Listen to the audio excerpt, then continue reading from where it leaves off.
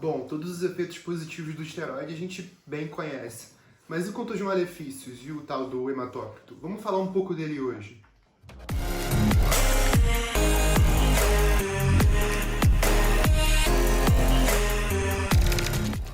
Todos os efeitos benéficos e positivos do esteroide a gente bem conhece, mas e quanto aos malefícios, como o tal do hematócrito alto? Vamos abordar ele hoje, vocês vão entender melhor. Antes eu quero me desculpar se a qualidade não ficar tão adequada, porque eu sou principiante no YouTube, estou tentando melhorar a cada vídeo, e agradeço todo o feedback de vocês, e eu estou fazendo ajustes a cada vídeo que passa. Então vamos entender agora o que é o hematócrito. E para entender o hematócrito, a gente precisa entender um pouco sobre a composição do sangue e do que ele é feito. Ele é composto por algumas coisas. Primeiro vamos citar o plasma, que seria o líquido do sangue, é a parte mais aquosa. A segunda coisa do sangue seriam os glóbulos brancos, que é responsável pela parte da defesa do nosso sistema imunológico, vocês bem conhecem, o famoso leucograma. E seguindo, a gente tem as plaquetas, que são responsáveis pela agregação e fazer a parte da coagulação. E por último, a parte que nos interessa, que são os eritrócitos, que vocês bem conhecem como hemácias. Essa é a parte vermelha do sangue, responsável pela oxigenação e tudo mais. Dito isso, a gente compreendeu melhor o que é o hematócrito. O hematócrito, na verdade, ele é um percentil do quanto do nosso sangue, que é todo esse componente que eu citei para vocês antes, quanto disso corresponde aos eritrócitos, ou hemácias. O quanto isso corresponde. Tanto que quando você for olhar no seu exame de sangue, você vai constatar que o seu hematócrito está em percentil, ou seja, uma porcentagem, uma fração do quanto do seu sangue corresponde às células de linhagem vermelha. Tá, mas e como esse tal de hematócrito aumenta? Bem, é agora que vem a parte mais interessante da coisa, para a gente compreender um pouco da fisiologia e como tudo isso acontece. Quando a gente utiliza androgênicos, eles são capazes de ir ao rim e estimular a eritropoetina, que é o hormônio estimulador da produção de sangue, dos glóbulos vermelhos no caso. Então, a eritropoetina vai até a nossa medula e estimula a produção sanguínea. E quando eu falo sangue, eu não estou dizendo de todos os componentes, mas mais especificamente da linhagem vermelha, os eritrócitos e as hemácias. E essa relação é muito bem compreendida. Sempre que há uso de androgênicos, provavelmente se você for uma pessoa sensível a eles, vai haver aumento de hematócrito, porque eles vão estimular a produção da eritropoetina. Dito isso, vou até embasar com um estudo bem legal aqui, que nos demonstra essa relação e nos explica melhor como isso acontece. E é por essa razão dos androgênicos terem um efeito estimulatório sobre a produção de hemácias, que ele muitas das vezes era utilizado em casos como, por exemplo, anemia. E a gente tem um esteroide muito bem conhecido por isso, que é o famoso hemogenin, certo? A oximetolona. Ela era, sim, utilizada clinicamente para combater a anemia.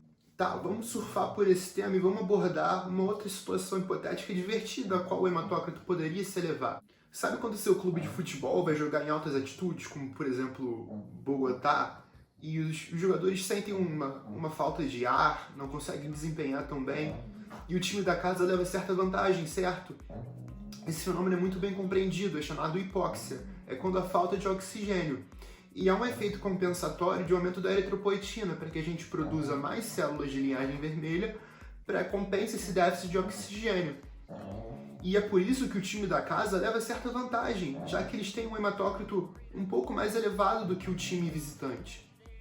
E agora vamos para a parte ruim de se ter um hematócrito elevado. Vou até deixar referenciado aqui um outro estudo que relaciona um elevado hematócrito com o risco cardiovascular. A gente sabe muito bem dessa relação e a gente sabe que ter um hematócrito de maneira crônica elevado não é uma coisa legal. A gente sabe que o hematócrito alto é como se o nosso sangue ficasse mais grosso, e isso favorece a agregação plaquetária, de modo que a formação de trombos fica facilitada.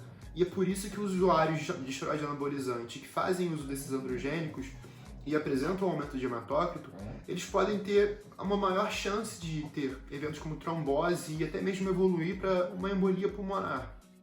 E eu sei que você provavelmente vai citar lá o caso do seu amigo que vive com um hematócrito alto e nunca teve nada, né? Comum. Mas isso não quer dizer que não tenha nenhum efeito deletério. Pois bem, a gente vai perceber esse efeito deletério num contexto mais crônico. Dificilmente o usuário de anabolizante pelo aumento transitório de hematócrito, ele vai ter algum problema, dificilmente vai apresentar algum problema. Mas principalmente quando a gente se sinta dentro de um contexto como, por exemplo, Blast and Cruise, a gente precisa ficar mais atento a esse parâmetro laboratorial, porque é justamente nesse contexto crônico é que as coisas ficam complicadas. Tá, Gabriel, eu estou extremamente decidido a usar os androgênicos e eu queria saber se eu vou ter um aumento de hematócrito. Como que eu posso saber isso? Pois bem, eu vou passar um feedback, mas não adotem isso como conduta, tá, pessoal?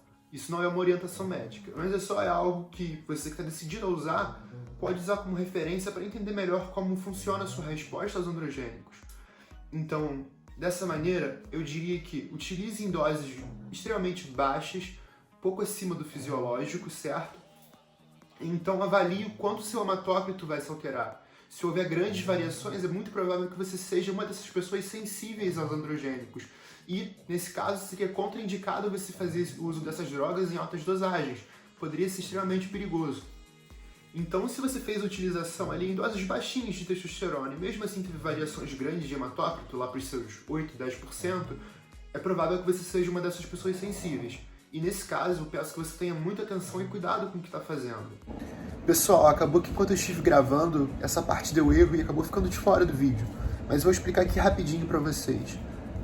A opção primária de tratamento para redução de hematócrito seria a flebotomia terapêutica, conhecida também como sangria. É ela que vai nos ajudar a reduzir o hematócrito. E de que maneira isso funciona? Retirando parte do nosso sangue, vai com ela junto os eritrócitos, ou seja, as hemácias. Sendo assim, a gente consegue reduzir esse hematócrito, que é a contagem da parte vermelha do nosso sangue. E esse seria o tratamento preferencial para tratar essa polissemia secundária a androgênicos.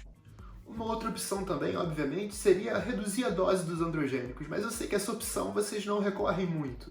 E agora vamos falar de outras práticas utilizadas dentro do mundo fitness para controlar esse hematócrito. A gente sabe muito bem que muitos dos usuários de esteroides acabam recorrendo à aspirina, mas, afinal, como é que isso funciona? A aspirina é o ácido acetilsalicílico e ela vai agir inibindo a agregação plaquetária. Então a gente não pode de maneira alguma dizer que ela vai afinar o sangue e muito menos abaixar o seu hematócrito, porque não é isso que ocorre. Mas ela pode ser muito efetiva para prevenir a formação de trombos. Lembra que eu falei que quando a gente tem aumento de hematócrito, pode haver um aumento da incidência de formação de trombos e evoluir para uma trombose ou até mesmo uma embolia pulmonar? Pois bem, é aí que a aspirina pode atuar, mas definitivamente não é reduzindo o hematócrito, mas combatendo os seus riscos. E agora eu vou citar uma terceira via que talvez poderia nos ajudar com esse aumento de hematócrito. É uma via a qual eu sou um pouco descrente quanto à sua funcionalidade, mas a gente tem estudos aqui que corroboram com a sua funcionalidade. Obviamente é preciso que a gente compreenda melhor e que haja mais estudos nesse sentido, mas parece ser uma alternativa viável. Lembra que eu falei que os androgênicos estimulam a produção de EPO lá pelos Lembra que eu falei que os androgênicos eles vão até o nosso rim e estimulam a produção de EPO? Pois bem, e se a gente reduzisse esses androgênicos circulantes, ao menos os mais potentes deles? É justamente o que esse estudo aqui aborda. E se a gente suprimisse o DHT? E como que a gente poderia suprimir o DHT? Bem, vocês bem conhecem a finasterida. Ela bloqueia 5-alfa-redutase e assim inibe a conversão da testosterona em DHT. Sendo assim, eu teria um ambiente androgênico um pouco mais reduzido e talvez dessa maneira a resposta do hematócrito seria atenuada. E é justamente o que esse estudo corrobora. Tá, Gabriel, então eu vou usar finasterida, tomar meus esteroides e assim eu tô tranquilo, de boa. Mas é lógico que não, tenha responsabilidade, não faça as coisas à la cacete. E por esse vídeo é só, pessoal. Eu espero que não tenha deixado nenhuma informação de fora, eu espero que vocês tenham compreendido como que funciona isso, os tratamentos disponíveis, como que você pode executar toda a coisa. Deixa aqui embaixo seu feedback, é muito importante para que eu aprenda o que eu possa melhorar e que os próximos vídeos eles tenham um outro padrão de qualidade, ainda melhor. E fiquem tranquilos que eu não sou aquele cara com um grande ego e que acha que sabe tudo. Se eu tiver cometido algum erro durante o vídeo, me confundindo com alguma coisa, pode aqui deixar o seu feedback e me ajudar. Às vezes pode passar alguma coisa despercebida e eu cometer algum erro. Isso é normal, é natural, quem não erra? E assim eu finalizo e agradeço muito a sua presença. Eu espero que você esteja comigo nos próximos vídeos.